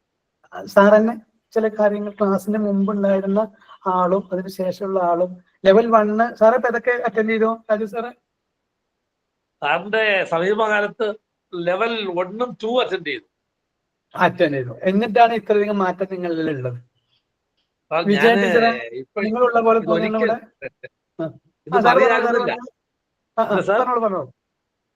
എനിക്ക് ക്ലാസ് ഇല്ലാതിരുന്നപ്പോ വലിയ വിഷമമായി. Very good. പ്രശ്നങ്ങൾ, പുതിയ പുതിയ പ്രശ്നങ്ങളാണ് ജീവിതത്തിൽ വരുന്നത് സാറേ. അറിയാതെ നമ്മളെ കൈകളും കാലുകളൊക്കെ, അതായത് നേരത്തെ പറഞ്ഞ വാക്ക്, നിങ്ങളിപ്പോ ഈ സങ്കടമായി എന്ന് പറഞ്ഞതിന്റെ അർത്ഥം നേരത്തെ പറഞ്ഞതിന്റെ ഒരു ക്ലാരിറ്റി കൂടി പുതിയ ആളുകൾക്ക് തരാൻ വേണ്ടി ആഗ്രഹിക്കുകയാണ്. കൗൺസിലിംഗ് ചെയ്യുന്നതിനേക്കാൾ അപ്പുറത്തേക്ക് NLP നമ്മളൊരു മൈൻഡ് കണക്ഷൻ തരും. എനിക്കൊരു അസ്വസ്ഥത ഉണ്ടെങ്കിൽ ആ അസ്വസ്ഥത നിങ്ങൾക്കുണ്ടാവും. ക്ലാസ് ഞാൻ നടത്തിയില്ലെങ്കിൽ എനിക്കും പ്രശ്നമുണ്ട്, ക്ലാസ് അറ്റൻഡ് ചെയ്തിട്ട് നിങ്ങൾക്കും പ്രശ്നമുണ്ട്. എന്ന് വെച്ചാൽ ക്ലാസ്സിൽ പെട്ടാൽ എന്നൊരു ഫീലിംഗ് ഉണ്ടെങ്കിൽ യെസ്, നിങ്ങൾ ഇപ്പൊ തന്നെ നിർത്തിക്കോളെ. ഇതില് പഠിക്കാൻ നമ്മൾ തുടങ്ങുമ്പോൾ എത്രയും നമുക്ക് പഠിക്കാം, നമുക്ക് ലിമിറ്റ് ഇല്ലല്ലോ, പഠിക്കാം, എത്രയും നമുക്ക് പഠിക്കാം. പക്ഷേ ഒരു പ്രശ്നം വരുമ്പോൾ മറ്റൊരാളുടെ പ്രശ്നത്തിനെ കൈകാര്യം ചെയ്ത ആൾ ഞാനാണെന്ന് വിശ്വസിക്കുമ്പോൾ നിങ്ങൾക്ക് തന്നെ നിങ്ങളെ വിശ്വാസം ഇല്ലാണ്ടാവും. ഞാൻ പറഞ്ഞ ഉടനെ ഇത് തീർന്നോ, ഇത്ര നിസ്സാരമായി തീർക്കാൻ എന്നെ കൊണ്ട് കഴിഞ്ഞോ എന്ന് വെച്ചാൽ നിസ്സാരമായി തോന്നുന്ന പല പ്രശ്നങ്ങളെയും നിങ്ങൾക്ക് തന്നെ ഫേസ് ചെയ്യാനും നാളെ വല്ലാതെ വൈകാതെ നിങ്ങൾക്ക് തന്നെ നിങ്ങളിലുള്ള കോൺഫിഡൻസിനെ കൂട്ടാനും കഴിയും. അപ്പോ ആസ് എ കൗൺസിലർ എന്ന രീതിയിലാണ് നിങ്ങൾ ആദ്യം ലക്ഷ്യം വെക്കേണ്ടത്. എന്നാൽ രണ്ടാമത്തെ ലക്ഷ്യമാക്കി വെച്ചോ, ആദ്യം നമ്മൾ സെൽഫിനെ കുറച്ചും കൂടെ മോൾഡ് ചെയ്യുക, ഒന്നും കൂടി പരുവപ്പെടുത്തുക. എന്നെ ഞാൻ പരുവപ്പെടുത്തുന്നു, മറ്റൊരാളുടെ പ്രശ്നത്തെ ഞാൻ സോൾവ് ചെയ്യുന്നു. അപ്പോൾ എന്റെ പ്രശ്നത്തെ സോൾവ് ചെയ്താൽ എനിക്ക് ക്യാഷ് ഒന്നും കിട്ടൂല, മറ്റൊരാൾക്ക് ഞാൻ സേവനം ചെയ്യാൻ റെഡിയാകുമ്പോൾ ദേ വിൽ പേ, അവരെനിക്ക് പണം തരും. അപ്പോ രണ്ട് സിസ്റ്റത്തെയും ഞാൻ എന്നിലാണ് ഇൻവെസ്റ്റ് ചെയ്യുന്നത് എന്ന ചിന്തയോടുകൂടെ മറ്റൊരാളുടെ പ്രശ്നത്തെ സോൾവ് ചെയ്യുകയും ചെയ്യാം. അതിനേക്കാൾ പ്രധാനമായി നമ്മുടെ പ്രശ്നത്തെയും സോൾവ് ചെയ്യാൻ റെഡിയാവുക എന്ന് തന്നെയാണ് ഇതിൽ സംസാരിക്കാനുള്ള പോയിന്റ്. ഇനി ഇതുമായി ബന്ധപ്പെട്ട് ഇപ്പൊ ഞാൻ ഈ പറഞ്ഞ ടോപ്പിക്കിൽ എന്താ കൗൺസിലിംഗ് എന്ന് ജസ്റ്റ് ഒരു ഇൻട്രൊഡക്ഷൻ തന്നിട്ടുള്ളൂ. നമ്മുടെ മുന്നിൽ ഇനി ഒരു 14 മിനിറ്റ് ബാക്കിയുണ്ട്. അപ്പൊ നിങ്ങളുടെ സംശയങ്ങൾ ചോദിക്കാം, കോഴ്സുമായി ബന്ധപ്പെട്ട സംശയങ്ങൾ ചോദിക്കാം, പറഞ്ഞതിലെ ക്ലാരിറ്റി വേണ്ട ടോപ്പിക്ക് വേണമെങ്കിലും ചോദിക്കാം. ഞാൻ പറഞ്ഞത് മലപ്പുറം സ്റ്റൈലിലായത് കൊണ്ട് മനസ്സിലാവാത്തവർ ആരെങ്കിലും ഉണ്ടെങ്കിൽ പറഞ്ഞത് കൃത്യമായി ചോദിക്കുന്നതിന് ഒരു തടസ്സവുമില്ല. നിങ്ങളെ ഒന്ന് പരിചയപ്പെടുത്തിക്കാനും സംസാരിക്കുകയാണെങ്കിൽ പുതിയ ആളുകൾക്കും ഉപകാരമാവുകയും ചെയ്യും. ഓക്കെ, ചോദ്യങ്ങൾ ചോദിച്ചോളൂ. ആദ്യം ഒന്ന് ഹോൾഡ് ചെയ്യണേ എന്ന് പറഞ്ഞ ഒരാളുണ്ടായിരുന്നു, ആരാന്ന് പേര് ഞാൻ ശ്രദ്ധിച്ചിട്ടുണ്ടായിരുന്നില്ല. ചോദിച്ചോളൂ, ആർക്കും ചോദിക്കാം.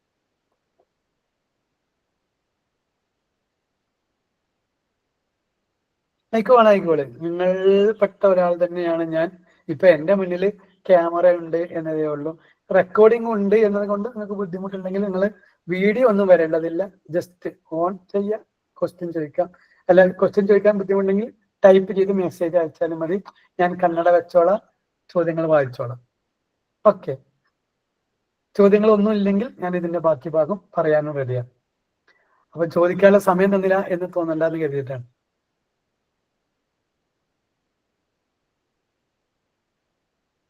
നേരത്തെ സംസാരിച്ചത് ആരായിരുന്നു? ചോദിക്കാൻ വേണ്ടി ഒരുങ്ങിയ ആള്?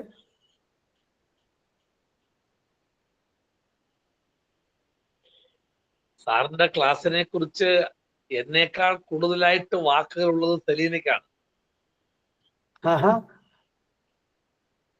സെലീന എന്തുണ്ടോ എന്ന് എനിക്കറിയില്ല ഈ ക്ലാസ്സിൽ.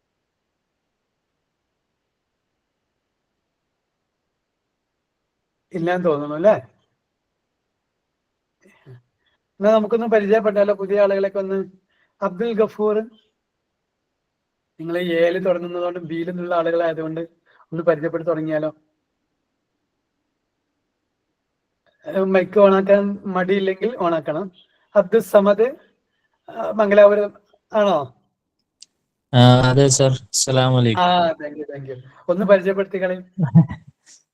എന്റെ പേര് അബ്ദുൽ സമദാണ്, മംഗലാപുരം. ഞാന് സൈക്കോളജിസ്റ്റ് ആയിട്ട് വർക്ക് ചെയ്യുന്നു ഇപ്പൊ നിലവില്. ഡിസ്ട്രിക്ട് ഗവൺമെന്റ് ഹോസ്പിറ്റലിലാണ്. പിന്നെ സാറിനോട് കുറെ നന്ദിയുണ്ട് പറയാൻ. സാറിന്റെ ക്ലാസ്സിന് വേണ്ടി ഞാൻ വെയിറ്റ് ചെയ്യുകയായിരുന്നു. പിന്നെ കുറെ കോൺഫിഡൻസ് കിട്ടി സാറിന്റെ ക്ലാസ് കേട്ടതിന് ശേഷം, അറ്റൻഡ് ചെയ്തതിന് ശേഷം. കുറെ കേസൊക്കെ കുറെ നമുക്ക് നല്ല നല്ല റിസൾട്ട് കിട്ടിയിട്ടുണ്ട്. അതന്നെയാണ് കുറെ ആളുകളോട് നമുക്ക് പ്രത്യേകം പറയാം, മംഗലാപുരത്ത് വലിയ ഹോസ്പിറ്റലില് സൈക്കോളജിസ്റ്റ് ആയിട്ട് വർക്ക് ചെയ്യുന്ന ആള് നമ്മളെ കൂടെ വന്നിട്ടാണ് നമുക്കുള്ള സർട്ടിഫിക്കറ്റ് തരുന്നത്. Thank you. ഈ വാക്കുകൾ ഞാൻ വലിയ സർട്ടിഫിക്കറ്റ് ആയിട്ട് ഏറ്റെടുക്കുന്നു. നമുക്ക് സാധാരണയായിട്ട് കൗൺസിലിംഗ് ചെയ്യുമ്പോൾ കുറെ സെഷൻ എടുക്കേണ്ടി വരും. പക്ഷെ സാറിന്റെ NLP ട്രിക്ക് യൂസ് ചെയ്താൽ പെട്ടെന്നായിട്ട് ഒരു സെഷനിലും ചിലപ്പോൾ അത് നമുക്ക് പരിഹാരം കണ്ടെത്താൻ പറ്റും. Thank you. അപ്പൊ നാളെ പറയേണ്ട ടോപ്പിക് നിങ്ങൾ ഇന്നെ പറഞ്ഞു തന്നു. എന്തുകൊണ്ട് ഫാസ്റ്റ് ആയിട്ട് റിസൾട്ട് കിട്ടുന്നു? അതാണ് NLP ബേസ് ആവാൻ. പ്രത്യേകിച്ച് MSc സൈക്കോളജി അല്ലെങ്കിൽ MSc സൈക്കോളജിയിൽ PGയും ഡിഗ്രിയും ഒക്കെ ഉള്ള കുറെ ആളുകൾ നമ്മളെ കൂടെ വരാനുള്ള പ്രധാന കാരണം തന്നെയാണ് വളരെ ഫാസ്റ്റ് ആയിട്ട് റിസൾട്ട് കിട്ടാൻ ഇത് വേണമെന്ന കാരണത്താലാണ്. അതിൽ കുറെ ട്രിക്കുകളുണ്ട്. ആ ട്രിക്കുകൾ ഉപയോഗിക്കുമ്പോൾ മൈൻഡിന് ചെറിയ ഒരു ഫോട്ടോസ്റ്റാറ്റ് എടുക്കുന്ന പോലെ മൈൻഡിന് ചെറിയ ഒരു വിഷയം ഉണ്ടാവും. ആ ഇഷ്യൂമെ അല്ലെങ്കിൽ ആ പറയപ്പെട്ട ട്രിഗർ എന്ന് പറയുന്ന മെയിൻ പോയിന്റിൽ റൂട്ട് കോഴ്സുമേ നമ്മൾ ഇടപെടുന്നു. വളരെ പെട്ടെന്ന് നമുക്ക് ആശ്വാസം കിട്ടുന്നു എന്നുള്ളതാണ്. അത് തന്നെ നമുക്ക് വളരെ പെട്ടെന്ന് എന്ത് ചെയ്യാം. പ്രത്യേകിച്ച് ക്ലിനിക്കിലൊക്കെ കുറെ പേരെല്ലാം ഉണ്ടാവുക നിങ്ങൾക്കൊക്കെ. അതെ സർ, അതെ. ക്യൂ നിൽക്കുന്ന ആളുകൾ അല്ലെ, അവർക്ക് ആശ്വാസം കൊടുക്കണമെങ്കിൽ NLP നിർബന്ധമായിട്ടും വേണ്ടി വരും. Thank you. അടുത്ത് വേറൊരു അബ്ദുൽ സമദാനെ കാണുന്നുണ്ടല്ലോ, പരിചയപ്പെടാമോ? സലീമ MS അക്യൂപഞ്ചറോ എങ്ങനെയാണ്?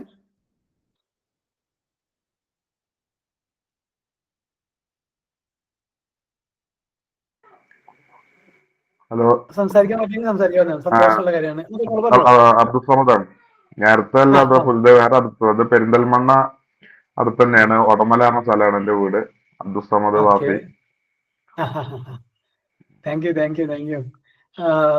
ഇതുവരെ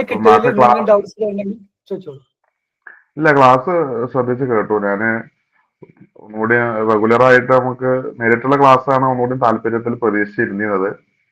അതായത് നമുക്ക് ആ ഒരു പരിമിതി ഉള്ളത് കൊണ്ട് തൽക്കാലം ഇങ്ങനെയും ചെയ്യാം. പക്ഷെ നമുക്ക് നിർബന്ധമായും ലെവൽ 4 നമ്മൾ എല്ലാവരും ഒരുമിച്ചിരിക്കുക തന്നെ ചെയ്യും. ഇത് നമ്മൾ ഒരുപാട് ദൂരെയാണെങ്കിലും ഇപ്പൊ നമ്മൾ കാസർഗോഡ് മംഗലാപുരത്തൊക്കെ ഉള്ള ആളുകൾ, ഞാൻ പാലക്കാട് അട്ടപ്പാടിയിലുള്ളത്, നിങ്ങൾ മലപ്പുറം ജില്ലയിലുള്ളത്, ഓരോ ഭാഗത്തുള്ള ആളുകൾക്ക് നമുക്ക് ഇങ്ങനെ ഇരിക്കാൻ അവസരം ഉണ്ടെങ്കിൽ ഇത് നമ്മൾ ഉപയോഗപ്പെടുത്തും.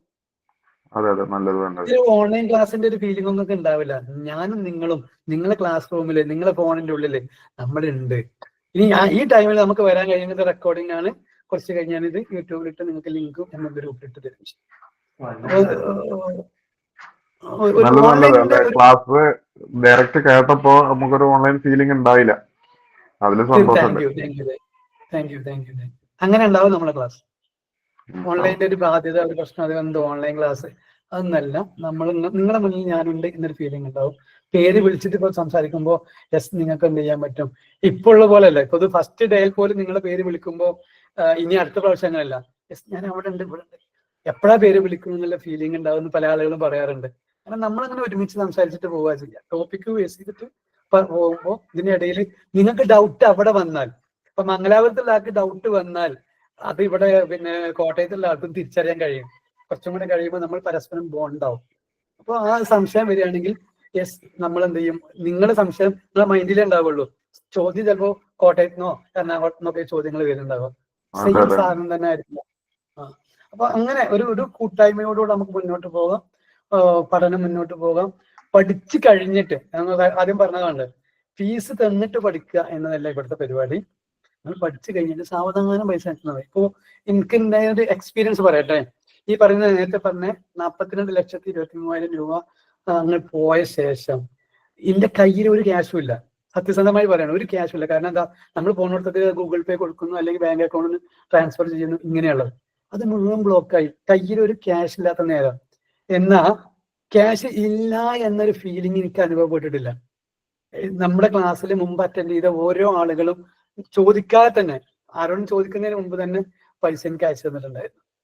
അപ്പോ എനിക്കല്ല, അത് എന്റെ അക്കൗണ്ട് ബ്ലോക്ക് ആയപ്പോ മക്കളുടെ, എന്റെ 2 മക്കളുടെ അക്കൗണ്ടിലേക്ക് ഓരോ ആളുകളും മാറി മാറി അയച്ചു തന്നു. പറഞ്ഞു വന്നെന്ന് ചോദിച്ചാൽ, ഇത് ഇന്നത്തെ ക്യാഷ് ഇന്ന് തന്നെ വേണം, ആ ചിന്ത നമുക്കില്ല. നിങ്ങൾ പഠിച്ചോ, കാരണം എന്നും നമുക്ക് ക്ലാസ് നടത്താനുള്ള അവസരമില്ല. ഉണ്ടാകുമ്പോൾ നമുക്ക് ഒരുമിച്ച് പഠിക്കാം. ക്ലാസ് മിസ്സായാൽ, ഒരു ദിവസം ക്ലാസ് ഇല്ലെങ്കിൽ എനിക്കും അസ്വസ്ഥ ഉണ്ടാവും, നിങ്ങൾക്കും അസ്വസ്ഥ ഉണ്ടാവും.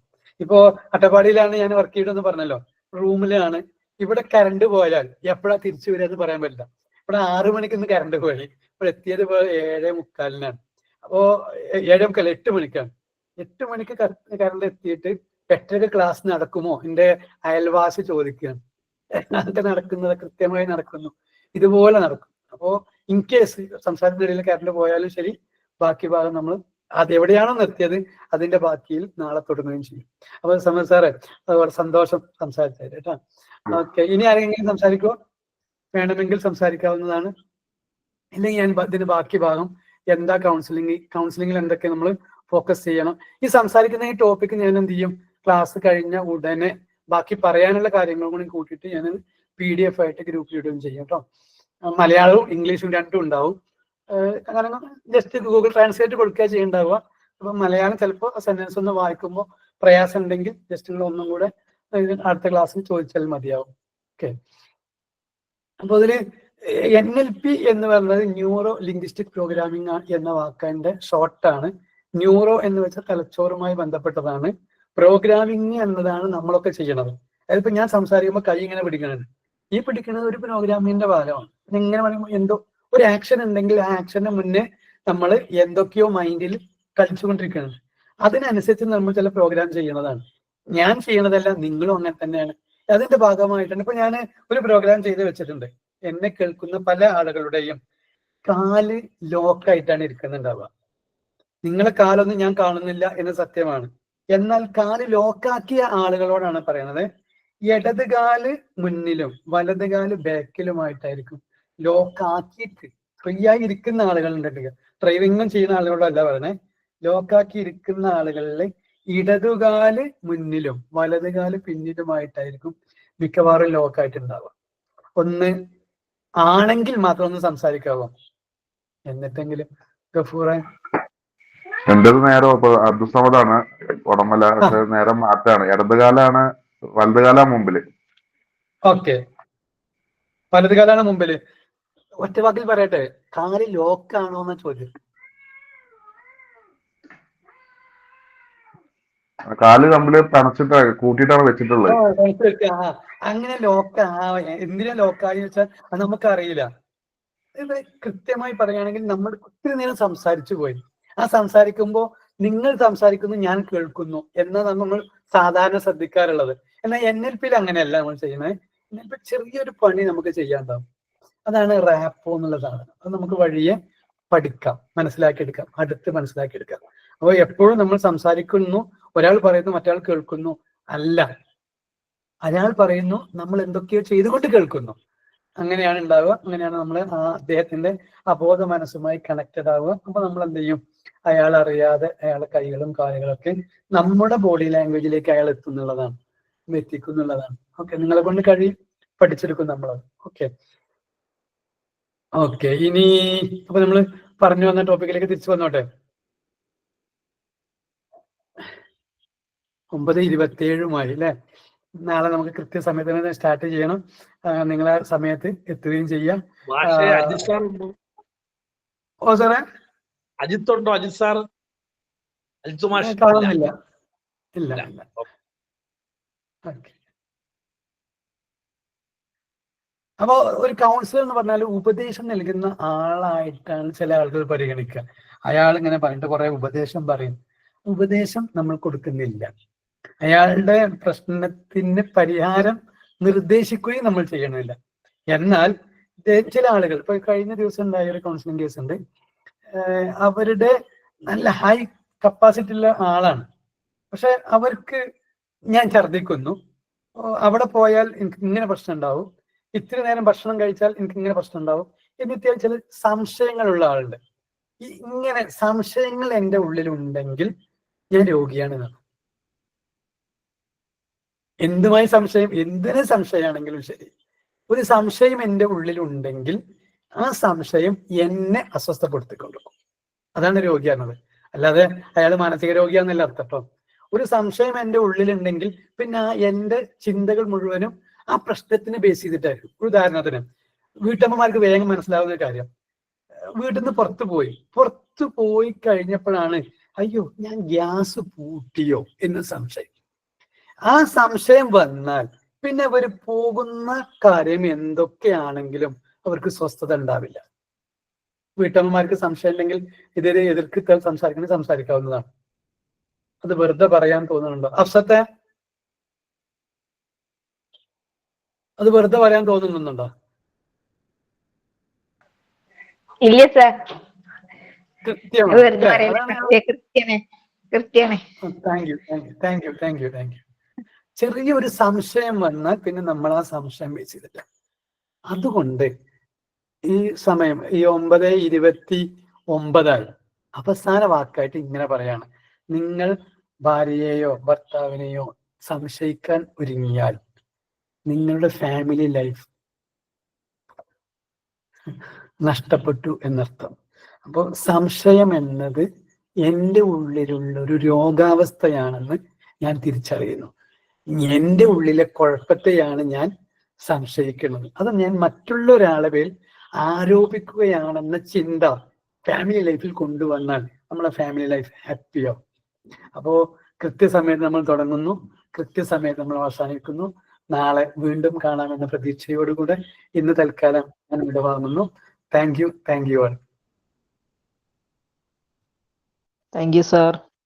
Welcome. Thank you sir. Thank U.